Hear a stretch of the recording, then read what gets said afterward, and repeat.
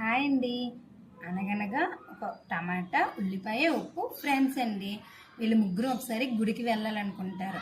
అప్పుడు గుడికి వెళ్తుండగా నదిలో కాలు కడుక్కోవడానికి దిగుతారండి.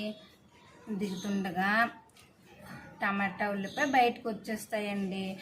ఉప్పు కాలు కడుక్కోవడానికి వెళ్ళి వాటర్లో కరిగి చనిపోతుందండి.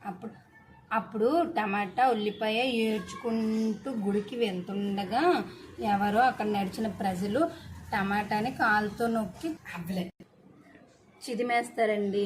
అప్పుడు ఏడ్చుకుంటూ దేవుడి దగ్గరికి వెళ్తుందండి.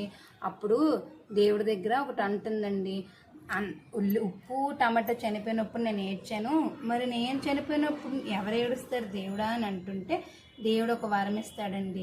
నిన్న ఎవరికి వస్తే వాళ్ళే నీకు ఏడుస్తారు అని. ఇప్పుడు కోస్తున్న వాళ్ళే ఏడుస్తున్నారండి.